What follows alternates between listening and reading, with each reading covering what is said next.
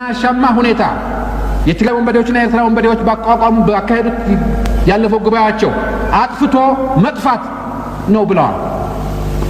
ይጥፉ ወይስ እንጥፋ ነው ጥያቄው ለዚህ ህዝብና ለዚህ ፓርቲ የሚያቀርበው።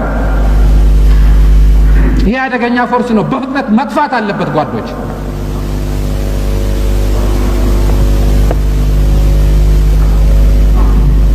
እስካሁን ድረስ በዚህ አቅጣጫ ብዙ ትግል ተደርጓል ብንልም ቅሉ ከጉዳዩ አሳሳቢነትና ከነኚህ ወገኖች መሰሪ አቋም አንፃር አቤታዊ ሰራዊታችን ከህዝብ እንዳልተወለደና የህዝብ ወገን እንዳልሆነ ሁሉ ይህንን ገበሬ እየሞተ ባለመሬት እንዳላደረገ ሁሉ እየለመነ ብስኩትና ዱቄት እንደማያድል ሁሉ ዛሬ በአክሱም ባድዋ በሽሬ ወዘተርፈ እንደ ጠላት ጦር ራሱ ገበሬው እንዳንበጣ ተሰባስበው የተከተከ ባላቀሮች ራርተኞች ችጋራም የምንባለው ከዚሁ ክልል በሚመነጭ ችግር ነው። በተቀረው ኢትዮጵያ የለም ረሃብ።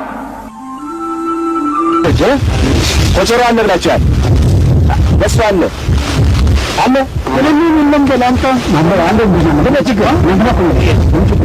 ችግር አለ። አንድ ጥያቄ ብቻ አጭር ነው የምፈልገው። አይ ችግርም የለንም ደግሞ ትናንትና ከሸለቃችን ላይ የሚመጣ ግን ሱካርም የኛ መጠማው ይላል ስልጠናችን ዛሬ አራቀም ተሰነ ቀናችን አዎ ወደ በሳምንት አጥቀን መጣናቸው አይቻቸዋለሁ። በመሬትም ባየርም አንዳንዶቹ ተጠግቻቸዋል፣ አንዳንዶቹን ወጥቼባቸዋለሁ። እዛ ላይ ይዛችሁ የወጣችሁት መድፍና ታንክና ምናምን በአንድ አጋጣሚና ሁኔታ ወይ ቀን ወይ ሌሊት ጠላት ሲያጠቃጥላችሁ ነው የምትመለሱት። ስለዚህ ፓርቲያችንና መንግስታችን ሁለታችሁንም ነው የሚያስታጥቀው። ይሄን ታውቁ የለም። አብዮቱ ሲጀመር ሻዕቢያ የሻምበል አቋም ነበራት እና የመቶ ተራ ድብልቅልቅ ያለ መሳሪያ ይዛ ስታበቃ ነበር ወራ የምታራምደው። ያን ጊዜ እዚህ በተከፋፈልና ኢህአፓ ባሽበደመደው ደካማ ሰራዊት መካከል ጥቂት ሰው ይዛ ስታበቃ ከፍተኛ ሽብር ትነዛ ነበር። እኛ አብዮቱን ስንጀምር ሻለቃ ስትል ብርጌድ ስትል ዛሬ በክፍለ ጦርና ብሎም በሜካናይዝ ማን ነው ይሄን ሁሉ ያስታጠቀው? በማን መሳሪያ ነው የምንሞተው ያላችሁ እንደሆነ እና እኛ በሰጠ ነው አይደለም እንዴ? እንዲህ አይነት ትግል ነው የቀጠናል። አንድ ወገናችን ህይወት ላይ ይወስናል እና ቅድም እንዳልኳችሁ እነሱ ከረኛ እስከ ምሁር ተነስተው ሲያበቁ ለኩ ዓላማቸው ተሰልፈው ሲያበቁ ይሄን ያደርጋሉ። ንቀውናል፣ ደፍረውናል። ብታምኑም ባታምኑም በቁም ሞተናል። ውይይት ነው ሰላማዊ ሰልፍ ነው ወይንስ እንደ ወያኔ ወጣቶች ታጥቃችሁ ወያኔ ከደቡብ ወሎና ከሰሜን ሸዋ እንዳይወጣ አድርገን አይቀጥቁጥ አቀጠን ለሚቀጥለው ትውልድ ትምህርት ሰጥተን እንደገና ለምሳሌ እንማር እንችላለን። አለበለዚያ እነሱ ሰሜን ሸዋ እዚህ ጁር ሰላሌ ለሚ እየተዋጉ እንዴት ነው መስዋዕትነት ለመካፈል ሁሉም አይፈልግም። እንዳላችሁት የደሃ ገበሬ ልጅ ብቻ ነው እየታነቀ የሚጋፈጠው። ወታደሩን በእኔ ያህል መጠን እናጠናክረው እና በአስቸኳይ እንድረስ ይሄ ቀዳዳ ሳይከፈት ወይም ያ የሚለውን ነገር በአደባባይ እንበይናለን፣ በህግ እናወጣለን፣ በይሁንታ እንቀበላለን። በተግባር ሲሞከር ብንጮህ ቀርቶ እኮ ቂጡን ብንወጋው እኮ የሚንቀሳቀሰው እኮ እየጠፋ ነው እኮ።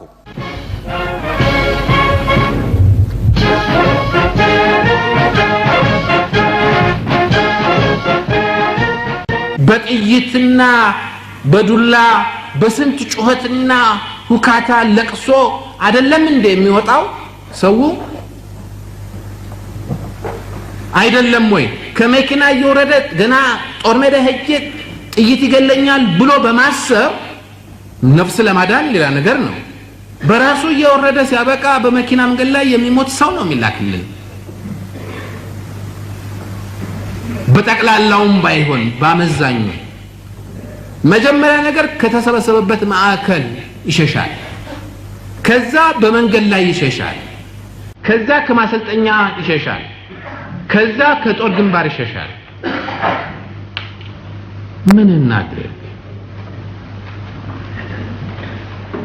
እንዴት እናድርግ? በግልጽ ሰዎች ነን።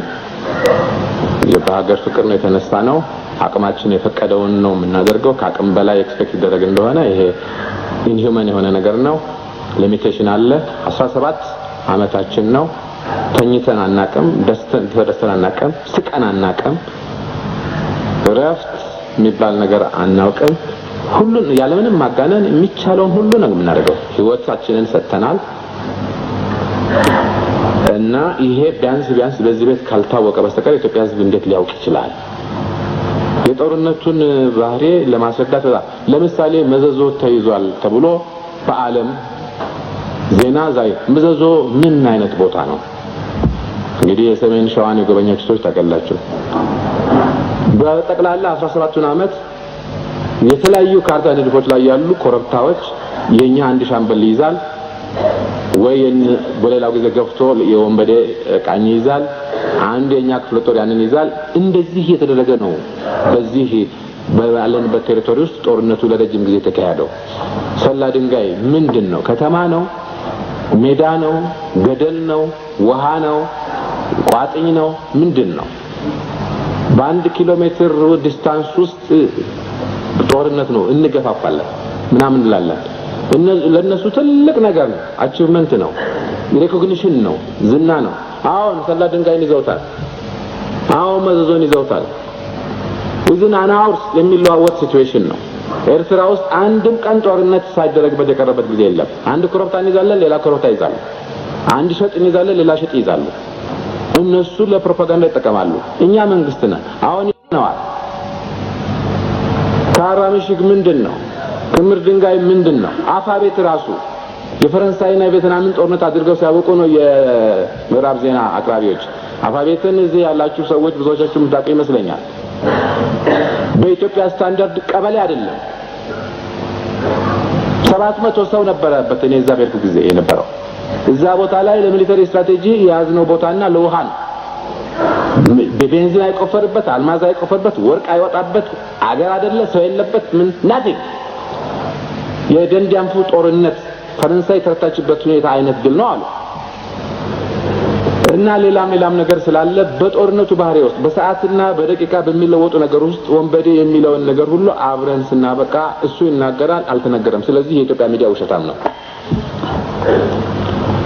እንደዚህ ከተወሰደ ምን አይነት ፕሮፓጋንዳ እንደምንነዛ ሰው እንደውም ይሄ ሆነ ገና ያልሆነውን ነገር ተሰበረ ሲሉ ሞተ እያለ ሲያበቃ ቅድም እንደተናገረ ይቅርታ ይደረግልኝ አዲስ የኢትዮጵያ ባህል ነው በፍጹም ይሆናል ብለን ማንገምተው ነገር ነው ሱሪውን ያወለቃል ደሞ የታዘል ቡታንታው ማውለቁ ነው